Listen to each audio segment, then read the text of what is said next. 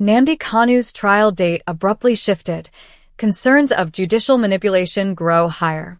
Imagine preparing for the most important trial of your life. Lawyers lined up, witnesses scheduled, international observers booked, all set for October 10th, 2025. Then, with no warning, you wake up to find that the date has been yanked forward to September 26th, with just 4 days' notice. That is exactly what has happened in the case of Nnamdi Kanu, leader of the indigenous people of Biafra IPOB. Justice Omotosho of the Federal High Court in Abuja stunned Nigerians and the international community by rescheduling this politically charged case. To many, this is not just a simple adjustment of dates. It is a move that could alter the trajectory of Nigeria's judiciary, politics, and history.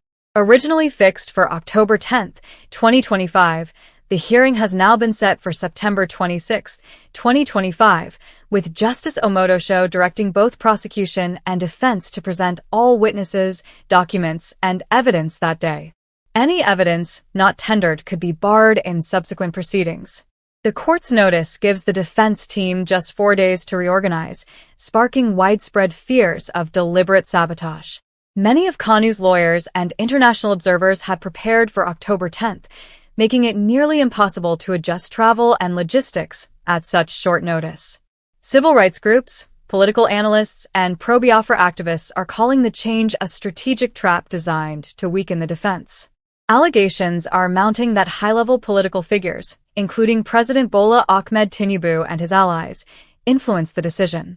Supporters of Kanu describe him as innocent, accusing the government of diverting attention from ongoing terrorism in northern Nigeria while weaponizing the judiciary against unarmed agitators. Observers argue this trial is not just about Nnamdi Kanu, but about the soul of Nigeria's judiciary and the fate of the Igbo people. Fairness compromised.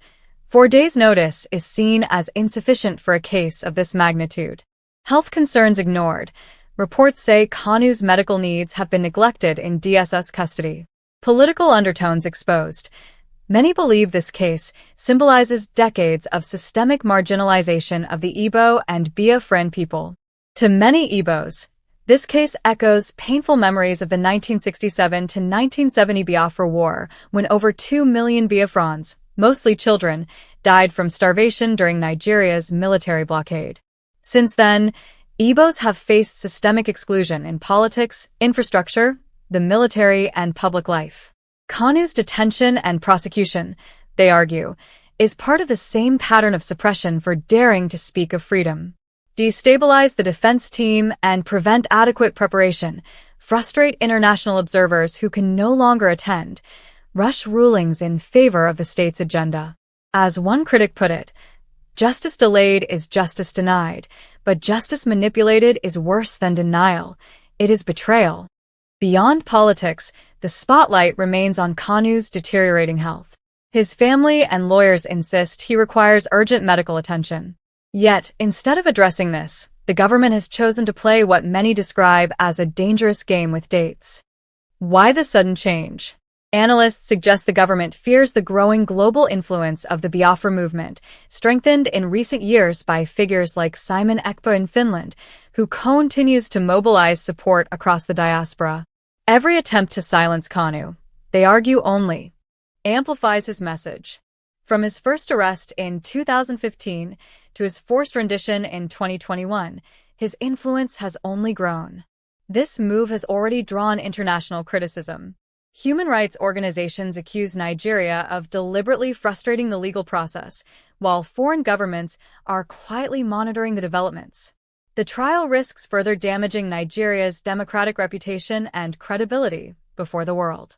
For many Igbos and Biafrans, this trial is deeply personal. It embodies decades of humiliation, rejection, and injustice. To them, Kanu is not just a defendant. He is the voice of their struggle, the reflection of their pain, and the embodiment of their hope.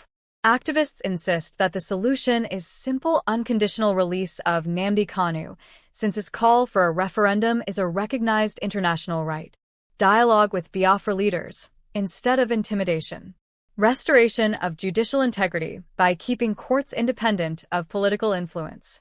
But for now, Nigeria seems determined to cling to old tactics of repression. As September 26th approaches, one thing is clear. This is not just Nnamdi Kanu's trial.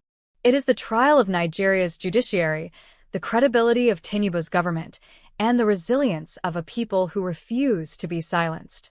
Dates may be changed, but destiny cannot be altered. Evidence may be suppressed, but history cannot be erased. The world will be watching Abuja, not just to see what happens to one man, but to witness how a nation confronts its deepest wounds. A mirror of Nigeria's democracy. The trial of Nnamdi Kanu is now a litmus test for Nigeria's democracy.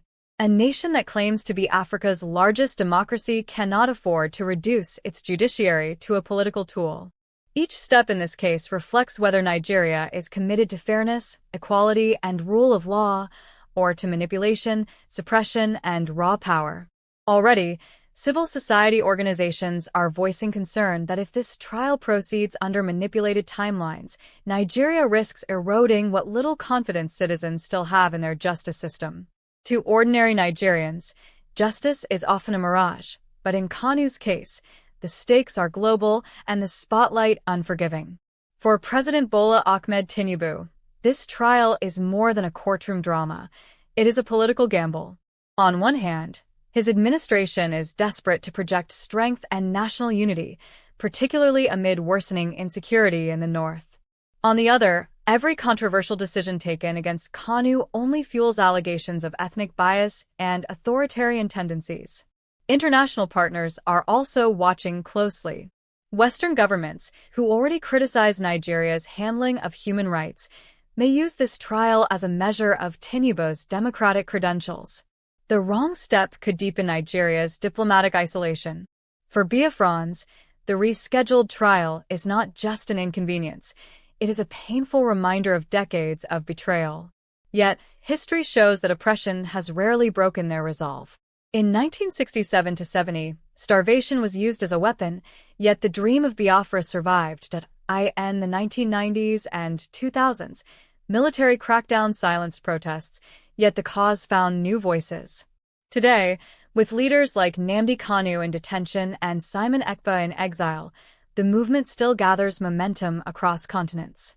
The message is clear. Biafra, to its people, is not a project that can be dismantled by force. It is a vision rooted in survival and dignity. This trial is not confined within Nigerian borders. From Helsinki to London, from Washington to Johannesburg, the Biafra question is increasingly part of global human rights discourse. Protests in diaspora cities, advocacy in parliaments, and petitions to the United Nations have turned Kanu's case into an international issue. By abruptly shifting the date, Nigeria has also antagonized international observers who had committed to attend. Human rights groups argue this is a tactic to reduce transparency and accountability. But the world's digital eye cannot be shut out. The trial will still be scrutinized, amplified, and judged far beyond Abuja. At the core lies a haunting question. Is this trial about justice, or about silencing a people? Justice requires equality of arms, adequate preparation, and respect for due process. None of these appear present in Kanu's case. Instead, what emerges is a portrait of a judiciary bending under political pressure, a government more interested in silencing dissent than confronting insecurity, and a people forced yet again to relive their historical wounds. On September 26, 2025, as Nnamdi Kanu walks into that courtroom, he will not walk alone. He will carry the weight of millions who see in him the face of their struggle. Whatever ruling is issued that day, one truth remains. History, not the Federal High Court, will deliver the final judgment. Nigeria can choose to uphold justice and open the door to reconciliation, or it can continue down the path of manipulation, deepening divisions that may never heal. The trial is no longer just about law, it is about legacy.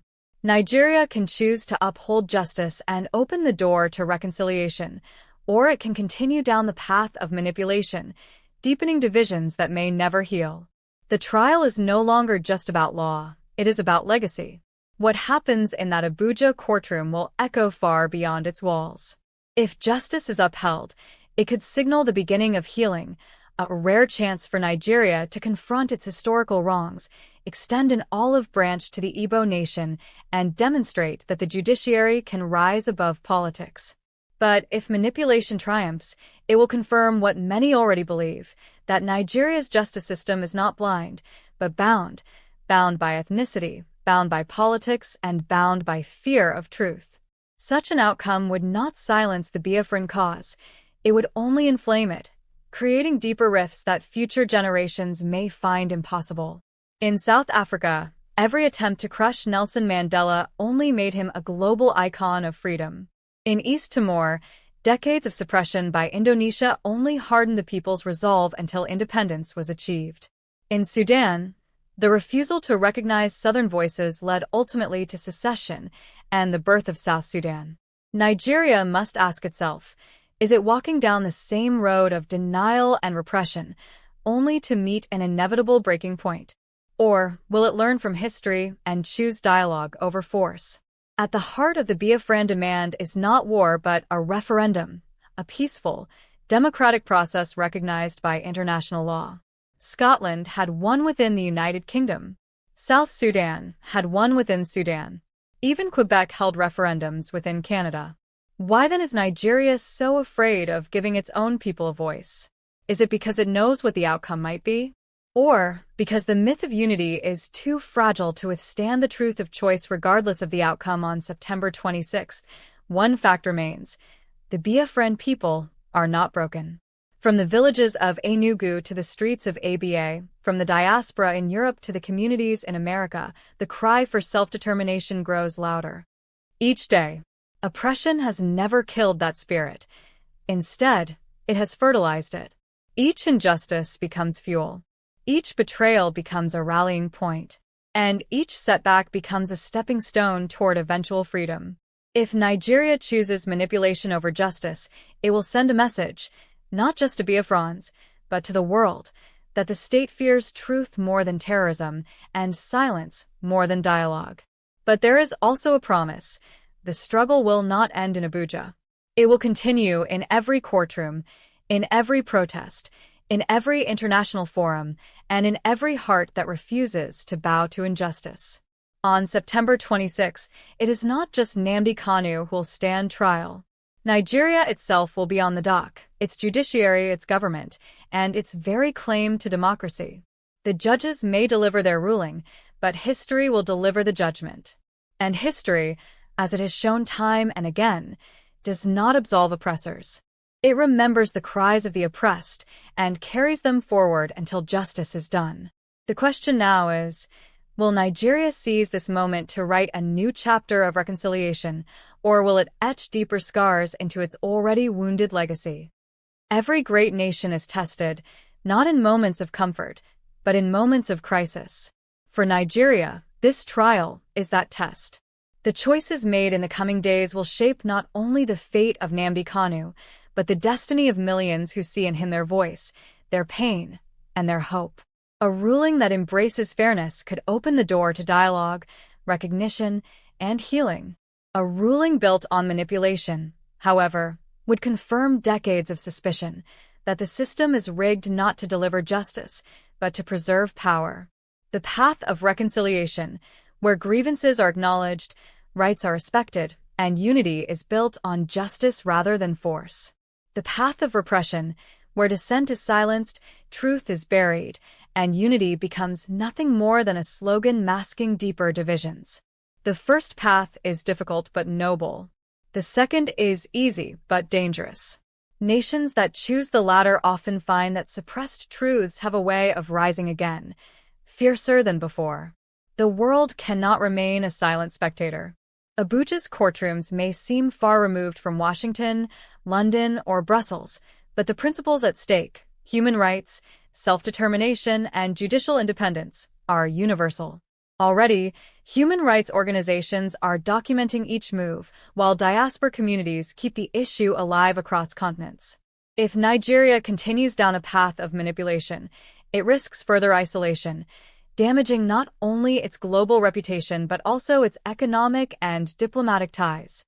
Lost in the politics is the human reality. Nnamdi Kanu is a man battling health concerns, confined for years, denied medical treatment, and now forced into a trial rushed by power. His suffering mirrors the suffering of millions of Igbo families who, for decades, have endured discrimination, neglect, and violence. The sudden rescheduling of his trial is not just a bureaucratic adjustment. It is a reminder to his supporters that their lives, too, can be disrupted, dismissed, and disregarded at any time. Yet it is precisely this shared pain that strengthens their collective resolve.